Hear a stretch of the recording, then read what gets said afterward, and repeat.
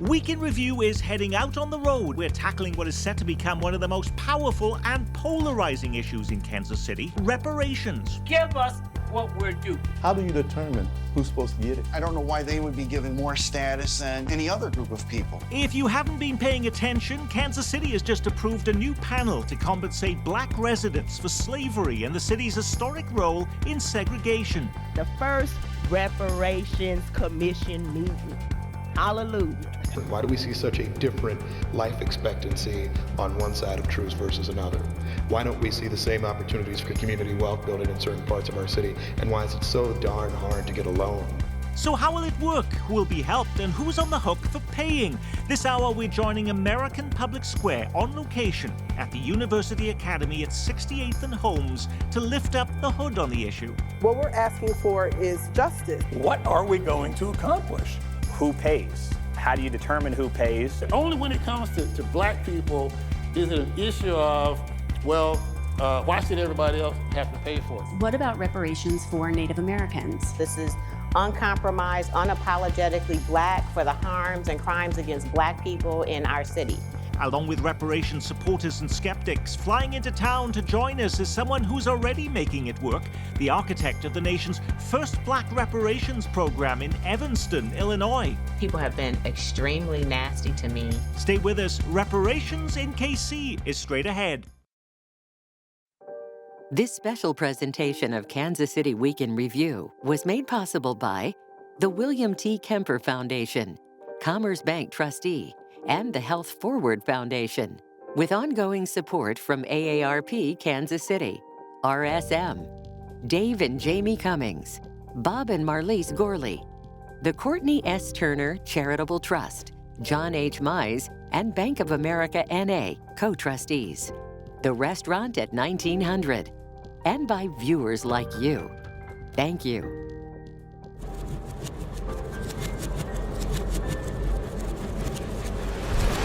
So, what on earth is reparations?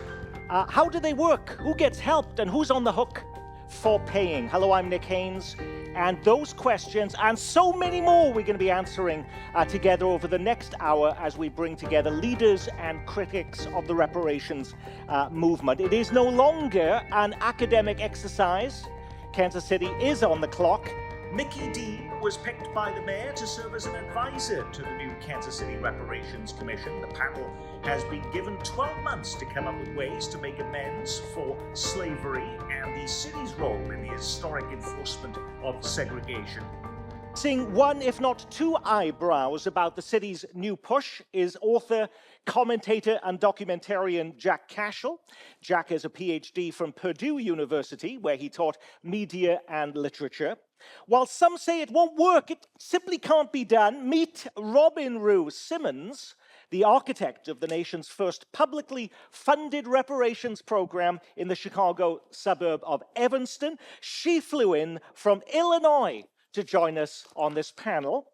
Pete Mundo made a much shorter trip to be here. The Kansas City Talk Radio host tracks the latest news from behind a microphone at KCMO Talk Radio, where reparations has become a hot topic with Kansas City listeners. And Melissa Robinson is the Kansas City councilwoman who spearheaded the reparations ordinance through City Hall. She is president of the Black Healthcare Coalition. Please welcome our panel.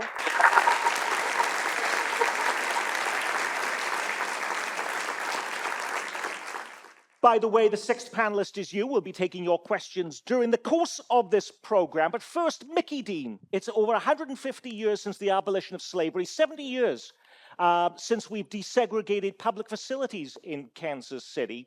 Why are we moving forward right now with reparations? And why should we be doing it at all? Reparations has been a demand for black people since prior to the end of the Civil War. So black people have been demanding reparations for quite a long time. Why reparations?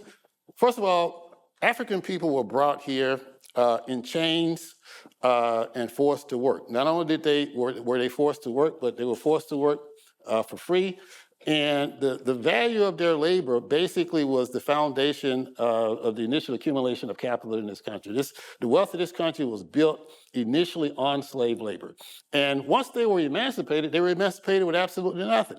There was a brief period of Reconstruction where this country tried to do right by Black people. That didn't last, and after that, we went through this whole period of Jim Crow. There was abuse, there were lynchings, and most importantly, we were not able to take advantage of those opportunities to create wealth, particularly two things. One was the Homestead Act, 1862, where families were given 160 acres to form a homestead.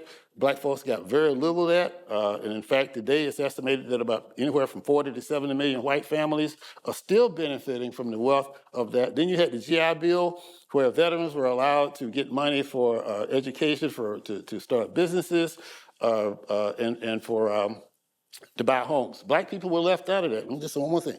And what all of that led to was this tremendous wealth gap between Black and white. And the estimate is that in order for Black people to catch up on this wealth gap with white people, it's going to take about 220 years or so.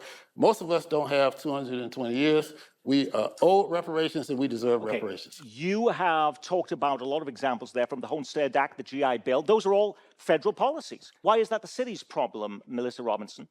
Well, we know that reparations, true reparations, there will have to be, it is an issue that the federal government is going to have to take up. That is not up for debate, or I guess it is up for debate today. But with the city, we need to look at our participation in upholding and the laws that we had on our books. So, for example, it wasn't until very recently in which some of the deeds were changed that, we removed them saying that you can sell your homes to African Americans. There's a lot of policies that are on the books today that the city has contributed to the problem. And so in order for us to repair those things, we have to make amends. You helped make this possible, this Reparations Commission, as you spearheaded that through the City Hall back in January. But what will this actually do, this Reparations Commission? What this commission will do will be able to look at things from a comprehensive lens. Let's just talk about a vote that we took today on I-670 about the deck over I-670.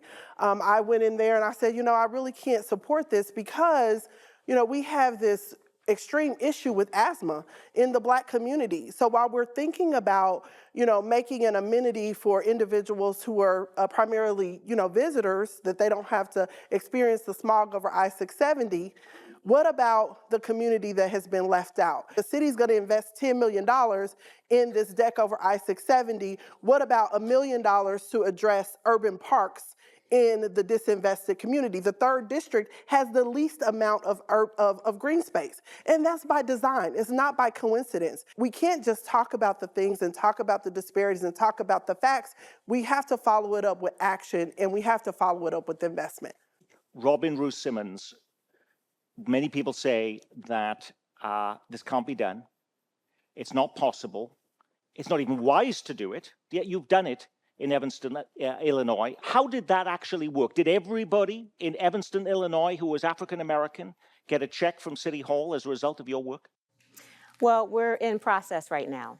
And it worked because we had a city that was committed to the liberation and repair of the Black community for specific harms in Evanston, not for addressing federal harm, but specifically, Evanston was anti-Black, had discriminating zoning practices and other laws and policy that were responsible for our racial gaps in wealth, homeownership, life expectancy, and so on.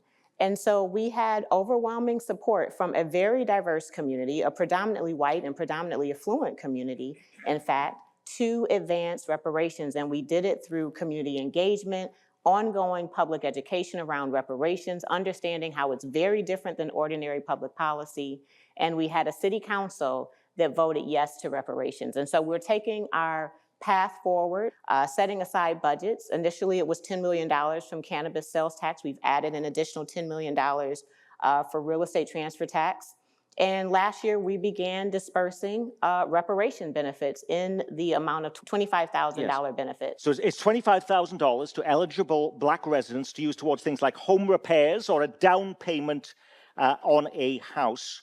How did you, though, decide who could get that money? So we used a narrowly tailored legal framework advised by our corporation counsel with support of other experts like Howard Law School. And so we have a period of harm from 1919 to 1969, after fair housing was passed, that was anti-Black as it relates to housing. And so that informed our first remedy.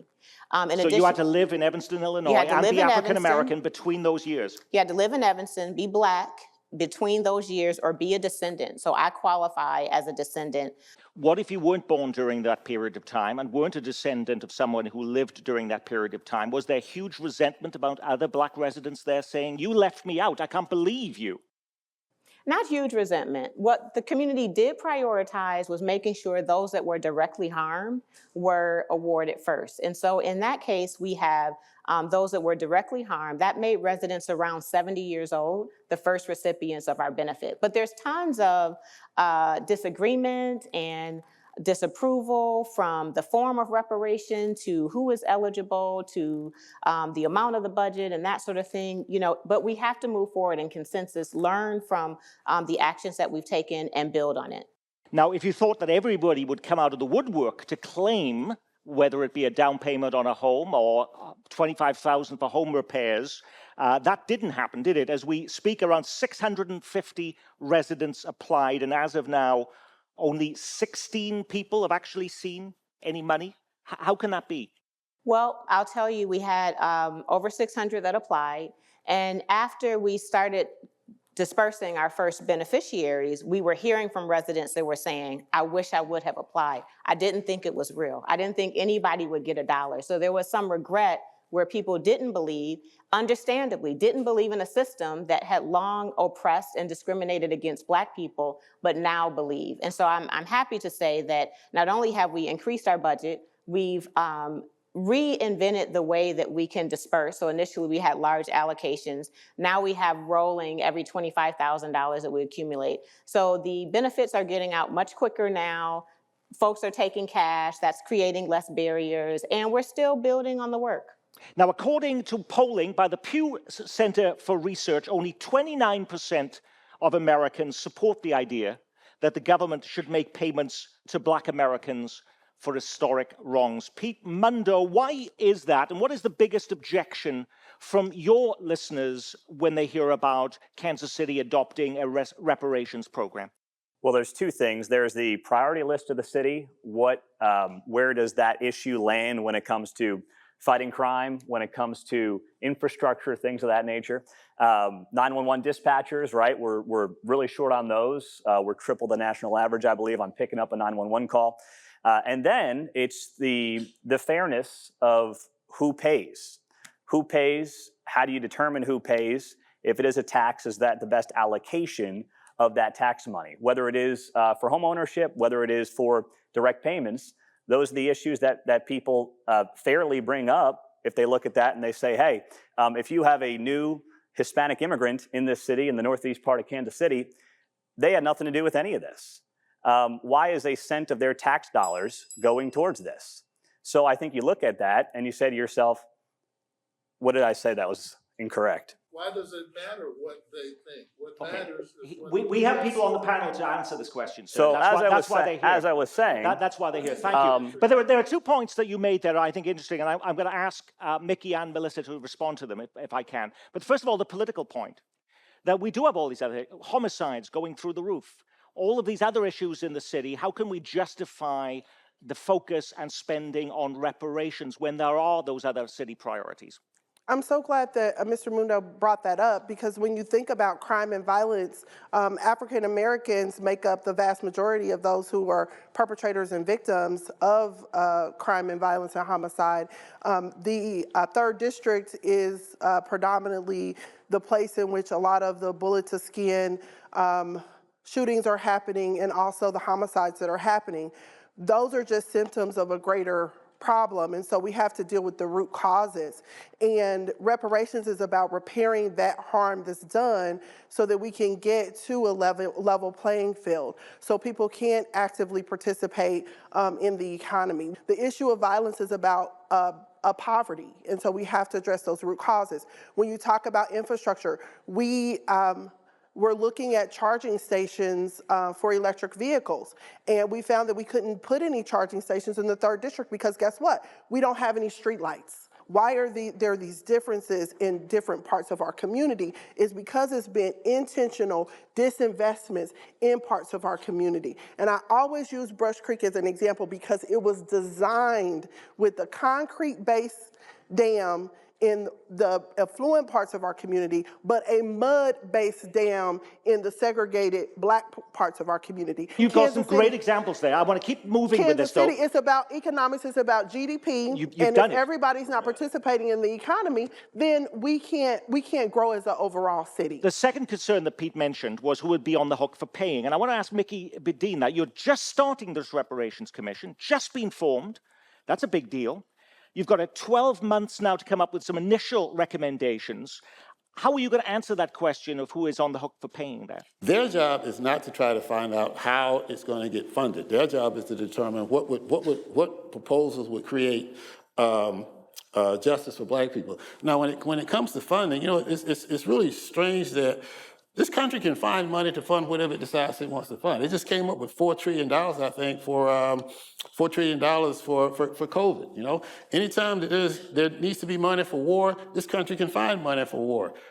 This country found money to provide the Japanese with reparations. So what I'm saying is that only when it comes to Black people is it an issue of, well, why should everybody else have to pay for it? You know, I'm paying, my taxes are paying for killing machines, you know, for war. My taxes are paying for a lot of things that I don't support, right? But we're not getting asked, well, should my taxes support this, should my taxes support that? But it's only when it comes to us. You mentioned, though, at the very beginning, though, you mentioned that we've done this before.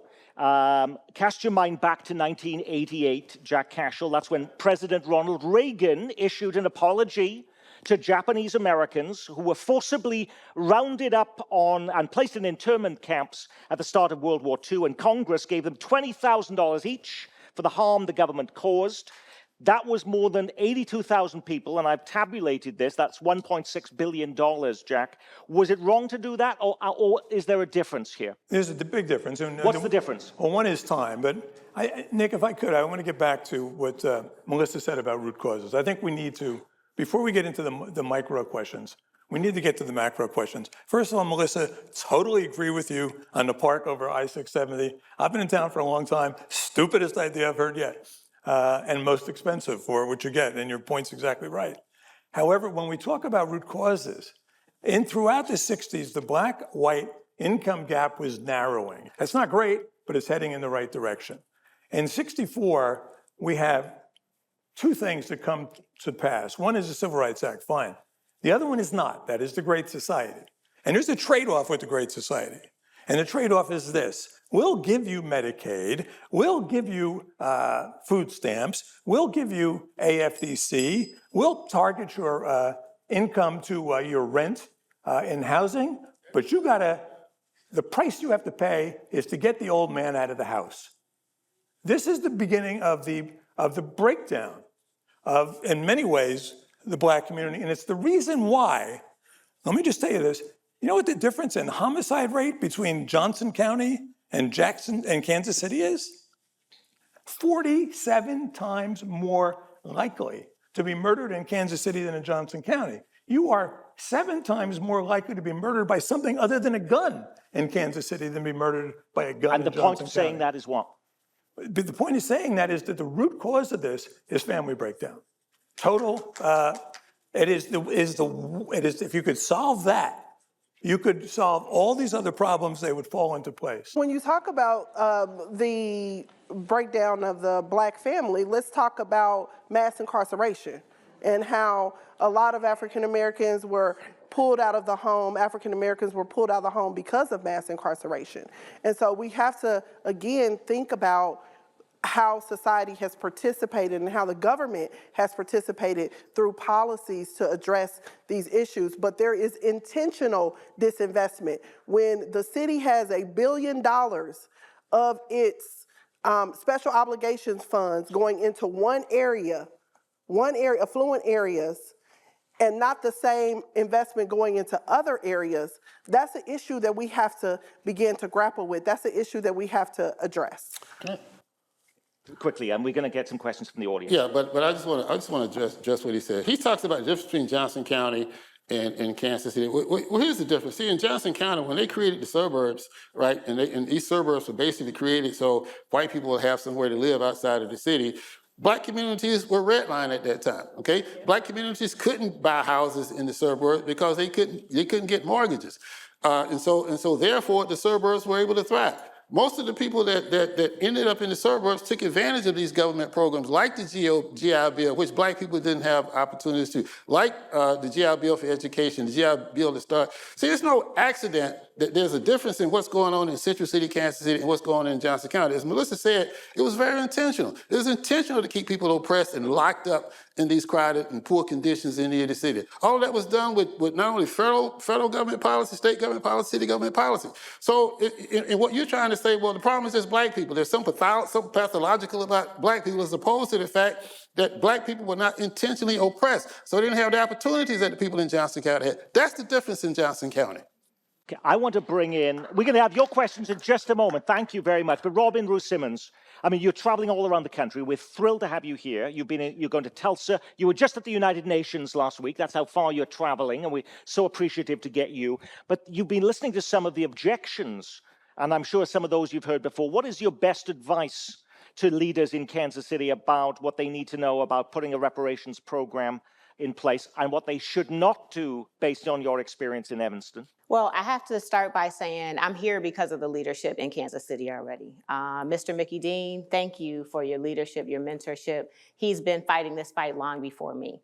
Councilwoman, thank you for being the fearless legislator that this city needed to get the commission established. So great job, great leadership.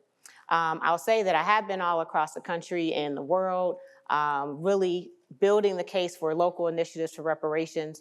And public education, I think ongoing public education is the most important piece to a successful community-supported reparations initiative, understanding why reparations.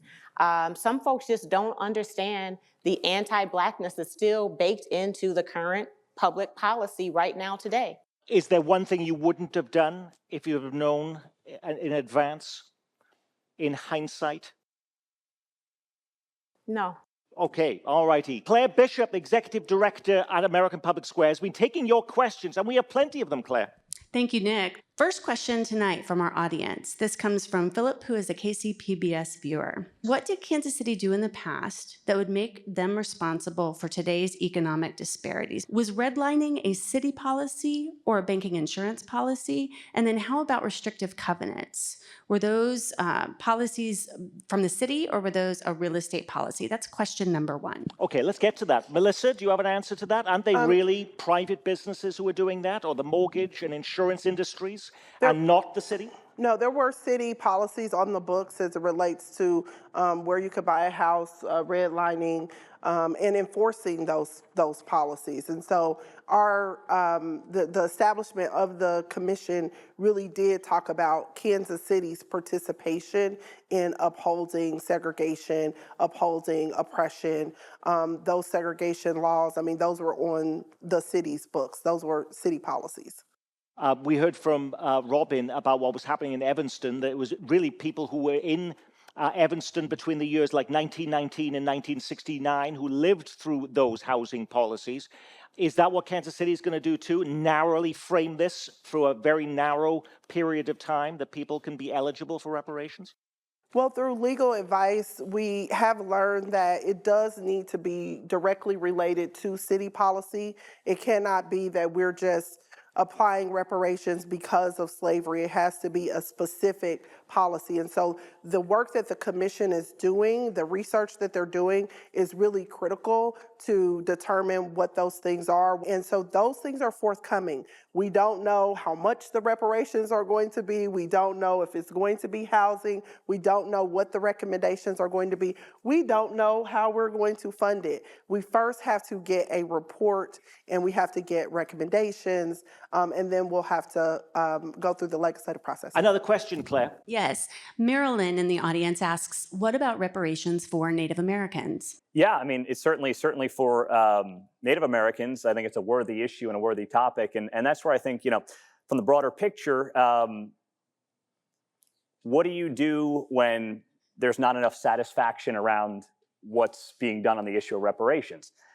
We heard about Evanston, and it started off as a housing issue, and it became the ability for cash payments. And then, of course, you have ideas coming out of San Francisco for $5 million direct payments out there. So who, how, what, where?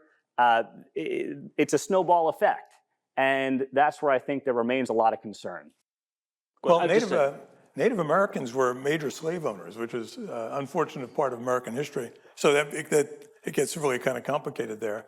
Yeah, two things. First of all, we support the all of the groups, Native Americans and anybody else who's been oppressed by this government getting their due. So we have no conflict with that whatsoever. But that's not part of the purview, though, of this mayoral reparations commission? This is about black reparations. Period. Strictly black reparations. Yeah, but that's not to say that we're not in support of because obviously. And you know, listen. I know the whole story about some Native Americans were slave owners, but Native Americans basically were forced off their land. They were decimated. They were driven into reservations. We'll address that with them about the whole slavery thing. But the story of the Native Americans is not being slaveholders like the white slaveholders were. The story of the Native Americans is that they too were murdered. They were kicked off of their land, and they were forced onto reparations. So that's just not a good analogy at all. Robin Rue Simmons, how did you handle that in Evanston? Were Hispanics involved? Were Asian Americans? Did you have Native Americans? Were they part of the reparations program? And what about if you were mixed race? Did you actually get involved in that? Well, absolutely. Every community was involved as an ally and as a support. But how about to gain reparations itself? Absolutely not. You limited that. This is black reparations. This is uncompromised, unapologetically black for the harms and crimes against black people in our city. And so I also want to make the point that I hear support for Japanese reparations and Civil Liberties Act of 1988. HR 40 was modeled after that and introduced only the next year in 1989, using that as a precedent. But here we are now, over 30 years later, and still no commission established for the black community. I want to hear another question from you, Claire. So first, from Jim, who submitted this question ahead of time, how is it justifiable to harm people today financially of any race, ethnicity, religion, or gender by choices made by people in the past who had, to the people today who had no involvement in those choices? That's the first part of the question. And the second one, I think, relates nicely to it. What harm will reparations do to Caucasian Americans if awarded? Okay, who would like to answer those questions? What was the second one? What would be the harm to Caucasians as a result of paying reparations? Am I clarifying Yes. that? Well, the answer is nothing, because we're not a monolithic group of white, black, Asian, Latino. Right. That's the answer. The answer is that in this country, if you look at the data, the wealthiest race in America are Asian Americans. They make about 100 grand a year for family income. Then it's whites at 71, Hispanics 58, black is 46. You are not guaranteed more money in this country based on your skin color. So therefore, a Kansas City Caucasian person who makes 30 grand a year could theoretically get hurt more than a white person making 100 grand a year. Just because if there's a sales tax, an income tax, whatever it is, obviously the person at 30 is going to get hit worse. But guess what? There's plenty of people in Kansas City who are white, black, Asian, Latino who make $30,000 a year. So it's really not that is an issue of income, not an issue of race. This is an issue of race, right? When we talk about the wealth gap in this country, the racial wealth gap is based on race. And I'm not saying there aren't poor white people. I'm not saying there are not wealthy black people, because when we start talking about reparations, everybody says, well, what about Oprah? What about Oprah? What about this person, that person? Okay, what about them? The point is this. Is that the racial wealth gap in this country was something that was intentional and deliberate. And what we're talking about is that, and what white people really should understand is that it benefits the whole of society. It hurts the whole of society to have one segment of the society that's oppressed. If you lift up everybody, then everybody benefits. But this whole racial wealth gap is something that I think has to be addressed, because no matter you can pull out this example and that example, I think in Kansas City, and I've got the data here, I think the average wealth for white families is 180-some thousand. The average wealth for black families is 24,000 or something like that. I don't know the exact numbers. I actually have it right here. What is it? The median household net worth of a white family in Kansas City is $188,000 compared to $24,000 for a black family, nearly 8 times less. That's the problem. See, that's the problem. Well, so if that's the problem, does that mean that we have to make up that difference? That would be a payment of about $160,000 per black resident. Does that sound about right? Well, again, we don't want to put the cart before the horse. We have to let the commission do its work. We're not going to, I'm not going to say, well, we need to do a cash payment of X, Y, and Z. The issue is, what does it take from an investment from the city to address the racial wealth gap? And there's a lot of recommendations that could come from that. The Urban League produced a report, their State of Black Kansas City. It talked about a 50-year tax abatement. So there's a lot of different things that could be done, but we have to let the commission do its work. Did people in Evanston feel insulted when you did put a price tag on their home and said, this is worth $25,000? Did some people say, oh, I can't believe this? Well, I'll say that everyone understands that it's a down payment. It's a step towards, it's not a settlement. We're still doing the work. Question, Claire? Yeah, so we're going to switch gears a little bit here. Virtual attendee asks, will the changing of street names, such as Troost, also have a role to play in reparations? Mickey, we're hearing that right now about Troost changing to Truth. Is that part of reparations too? Yeah, I think that there's a part of reparations that talks about racist monuments, racist statutes, racist names of streets. All of that is part of the reparatory justice. All of that is part of repair, and so yeah, I think that that is inclusive. Everything that repairs the damage that's been done to us, which includes things like changing street names. So yeah, we will accept that as part of reparatory justice. But actually, that came up a few years ago, and didn't the City Council charge the Park Board with examining all place names and monuments in Kansas City that had a slavery or racial connection? And didn't the Park Board do absolutely nothing about it, Melissa Robinson? Yes, I champion both of those pieces of legislation. One, a more comprehensive approach for parks and our monuments and memorials, which the Parks Board has a separate authority and can choose what they do and don't do, and they decided not to do that, and so we're left with doing a piecemeal approach, looking at the streets that the city has oversight of, and so I introduced a resolution to look at getting public feedback about changing the name of Truce, because Truce, we're on a grid system. It's not just south of the river. Truce goes all the way up north as well. And so we want to make sure that we get feedback from people who are directly impacted by it. But we certainly, I agree that it is a part of that reparatory justice, that we can't continue to uplift slaveholders in Kansas City. I'm curious to know, with all of these changes, whether it be reparations, whether it be the changing of names, do any of these require to go to the ballot box, or can the Reparations Commission decide these things and the City Council approve them and they become the law of the land in Kansas City? Our charter does say that there's certain things that the council cannot do, that the voters do have to weigh in on, especially when we look at taxes. So it depends on how the revenue is going to be collected. And so individuals that we've talked about up here as examples. So if you're, someone who is recently settled and you have your voting rights, you can go in and weigh in at the voting, at the ballot box. We talk about changing a street name. If reparations was a polarizing issue, Pete, just even changing a name, we had it, of course, with the Paseo, where there was the concern whether it was going to change the name to Martin Luther King. These have become hot potato issues. And the Paseo pushback was across all racial backgrounds, too. Do I think it changes anybody's life? I don't believe so, but I'm willing on that issue to say, if it means something to somebody who had a different background than me, if that makes them feel better, more inclusive, the street name to me is a non-issue. Is it a non-issue for you, Jack? Well, we live in Jackson County. It's named after Andrew Jackson, who was both a slave trader and an Indian killer. We'll right? change that one too. So, we're gonna start changing and you names. support that? What's that? And you support that too, Jack? Would I support changing Jackson County? I don't know. Would change it to Reagan County or Lincoln County or someone, someone respectable. There you go.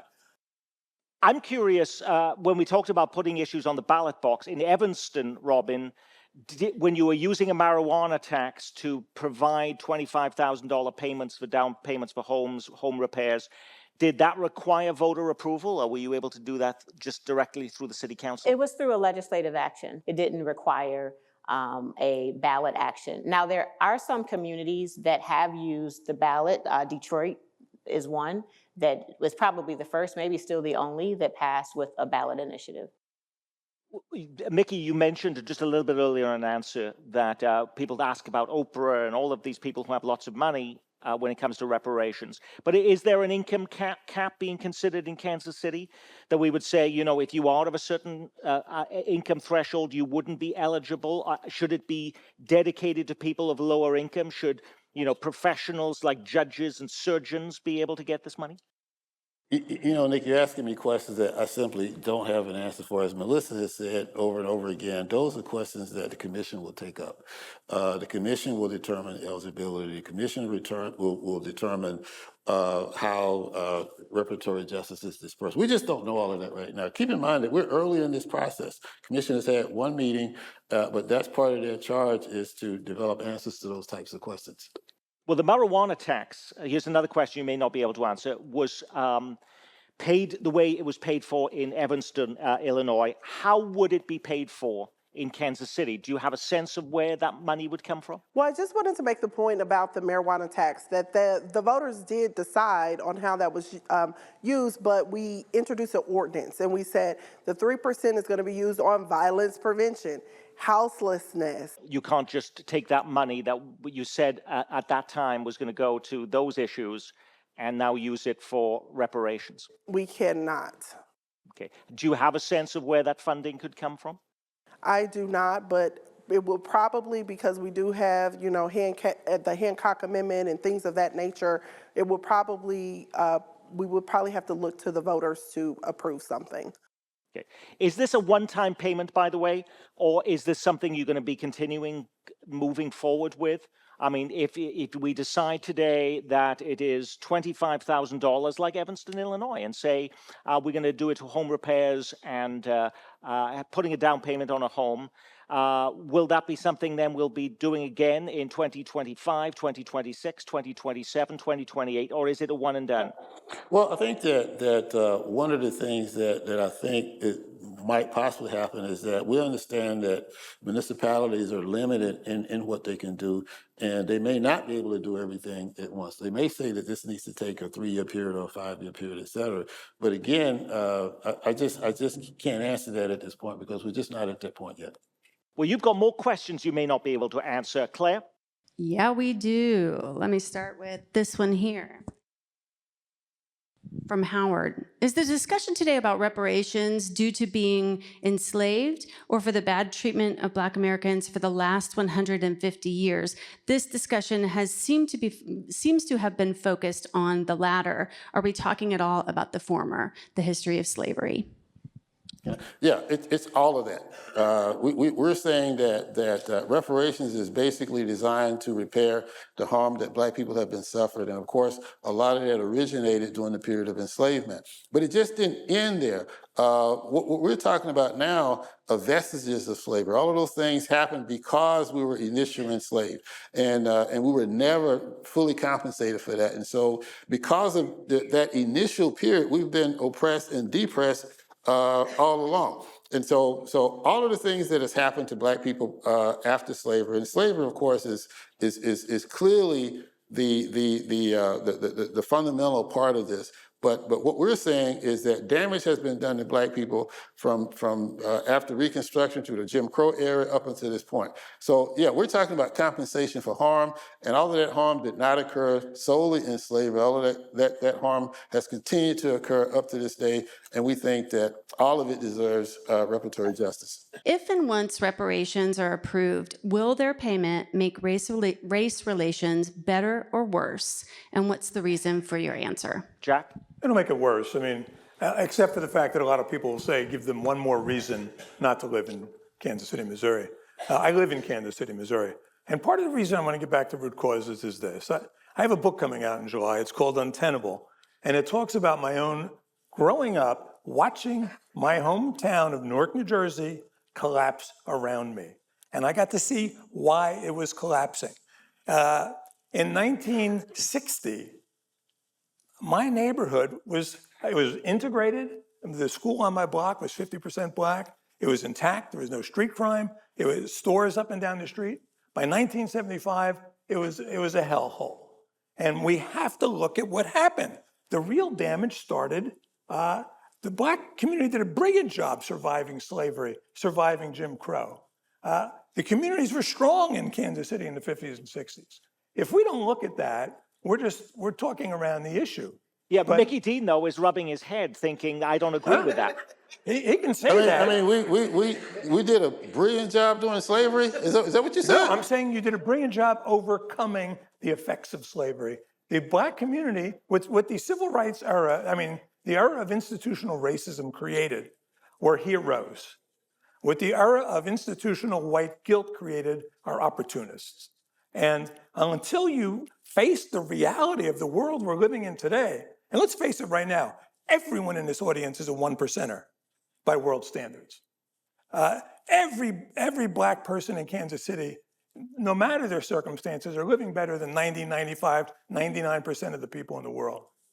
So we all have a lot to be grateful for. We have to recognize that. Robin wants to respond to that. So I will agree that we are brilliant, resilient, incredible, dynamic, culturally rich, on and on and on and on. But what I wanted to do is add to that question from experience and having passed in Evanston, dispersed, and how it has improved race relations. It's improved, it hasn't worsened race relations. Absolutely. People didn't start leaving Evanston, Illinois as a result of that? Folks are moving back to Evanston. We are attracting talent in high-level positions in Evanston because they believe in a city that has had the audacity to say yes to reparations. We've seen more black hires in leadership, inclusion on boards, committees, and commissions. We've seen more support of black businesses. We have seen more engagement in black community. Black community has a voice, a sense of place, more ownership. It has been a tremendous benefit. We can already begin to look at the benefit, the public benefit, even before we disperse the $25,000.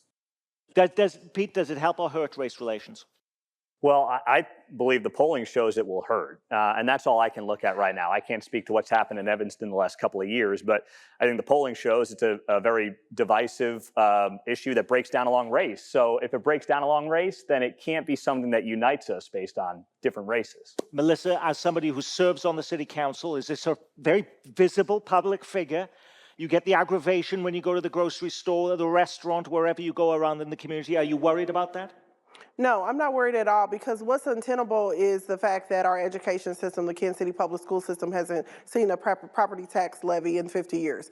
What's untenable is the lack of strategic investment in the 3rd district. I've been legislating for the past 4 years with like one arm behind my back, because we're doing it policy by policy, and we need a comprehensive approach if we're going to address these things. And so I think it will help race relations. No one is asking anyone for their guilt. What we're asking for is justice. What we're asking for is repair. What we're asking for is liberation.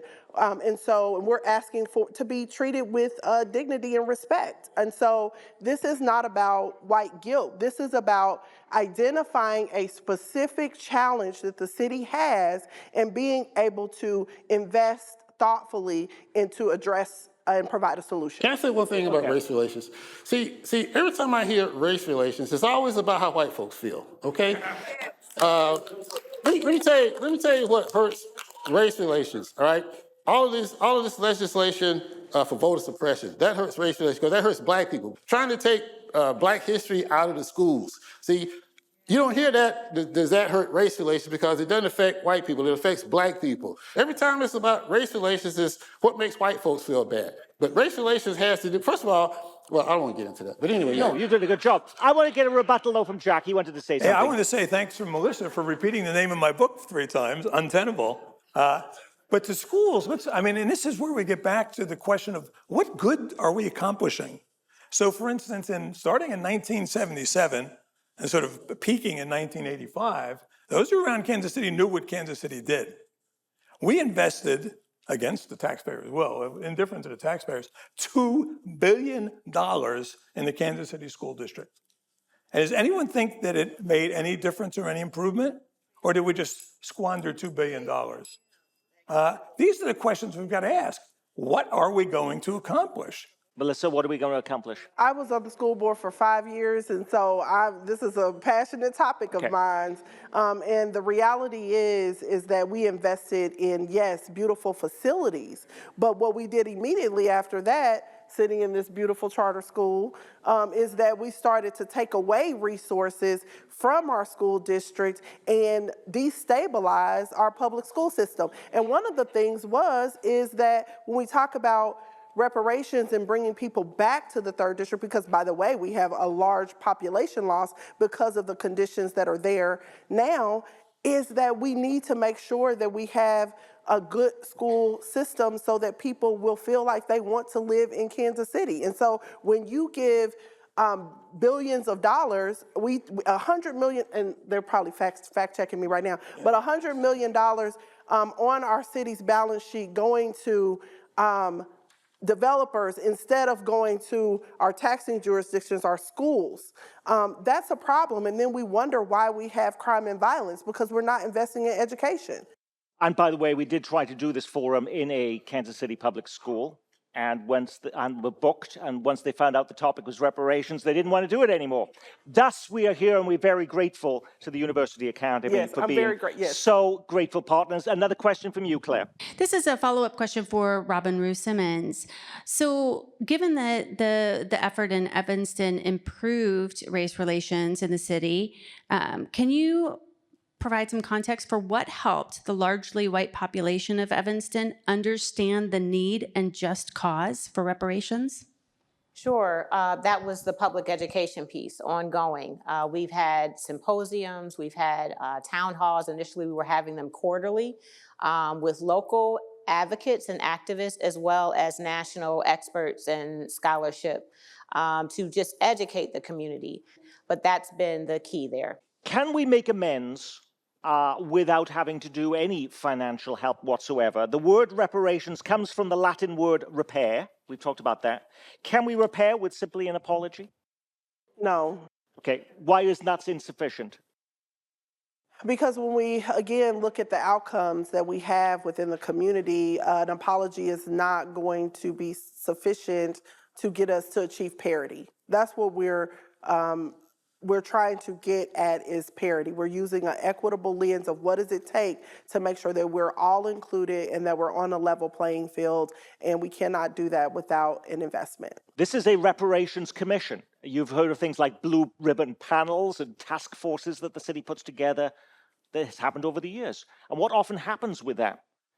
How would you feel, Mickey, after all of this work getting to this reparations commission, that the report comes out a year from now with those initial recommendations, and that report just sits on a desk, on a shelf, gathering dust? How would I feel? Not good. I can tell you that. But, you know, see, here's the thing about reparations and the proposals. There's no progress that Black people have made without having to fight for it, without having to upset something, without having to hit the streets, you know. I mean, once upon a time, people thought Nat Turner was crazy. You'll never get out of slavery. So what I'm saying, Nick, is that when those proposals come forward, this is something that we're just going to have to fight for, you know, or we're going to have to get out in the streets. We got to do whatever we got to do to get justice in this country, because we can't afford to let proposals for reparatory justice sit on a shelf. So the question becomes, what are we going to do about it? If the city decides that they don't want to act on it, then we have to act on it.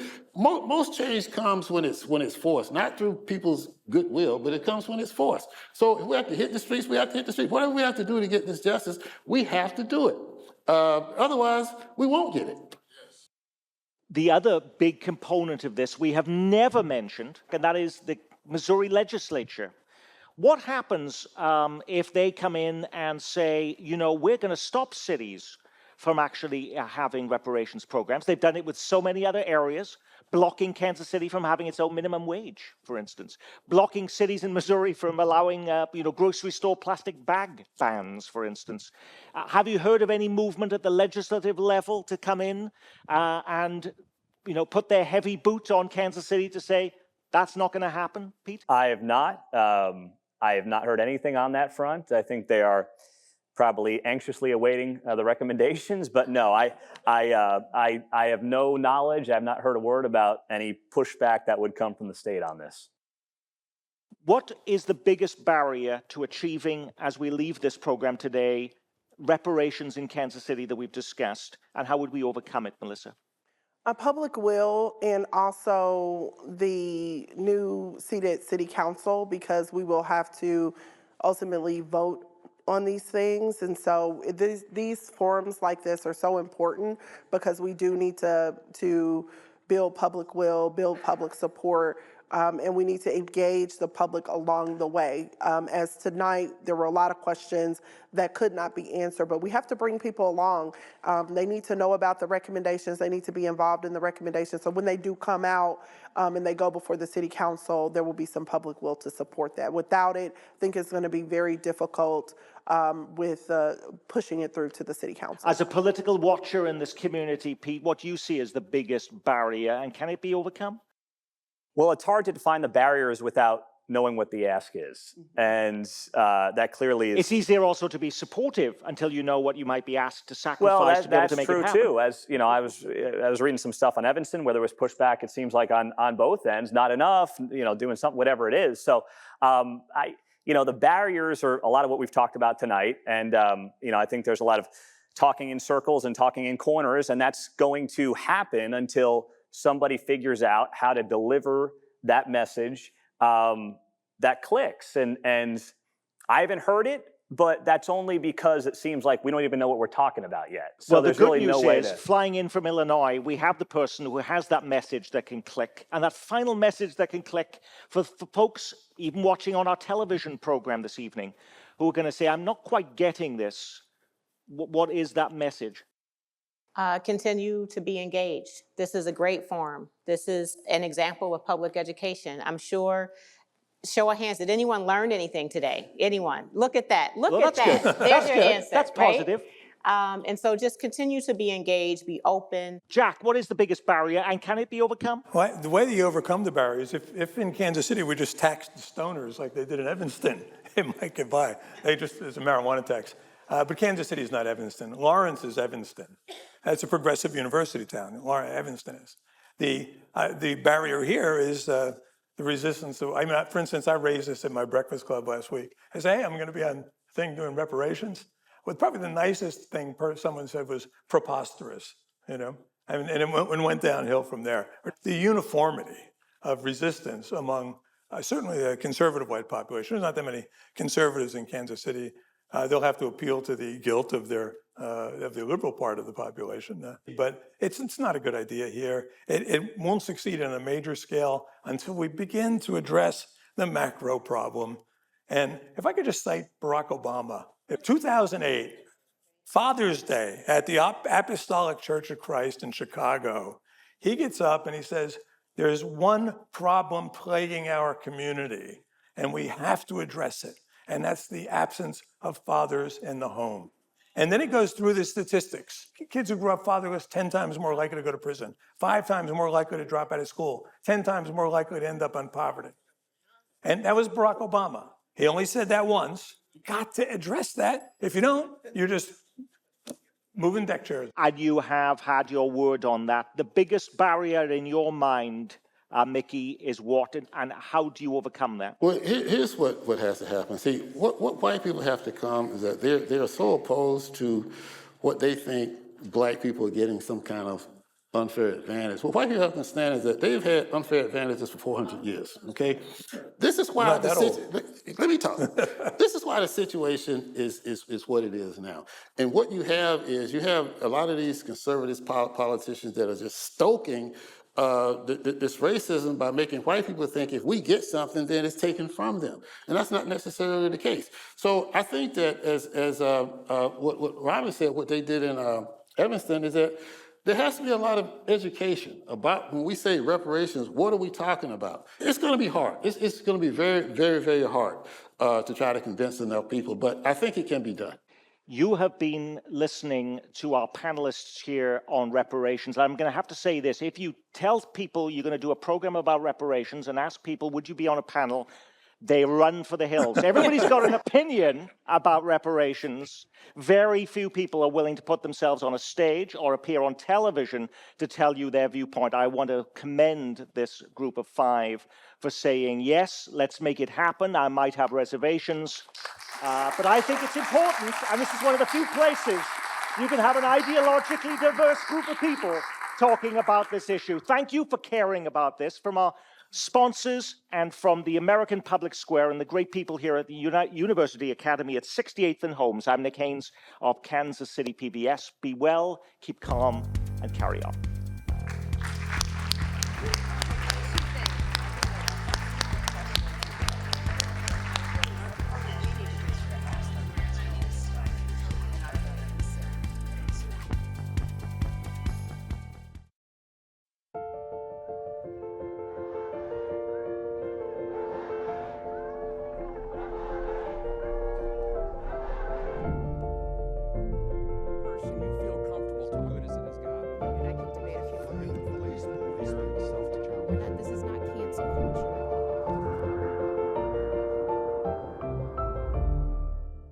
This special presentation of Kansas City Week in Review was made possible by the William T. Kemper Foundation, Commerce Bank Trustee, and the Health Forward Foundation, with ongoing support from AARP Kansas City, RSM, Dave and Jamie Cummings, Bob and Marlise Gorley, the Courtney S. Turner Charitable Trust, John H. Mize, and Bank of America N.A. co-trustees, the restaurant at 1900, and by viewers like you.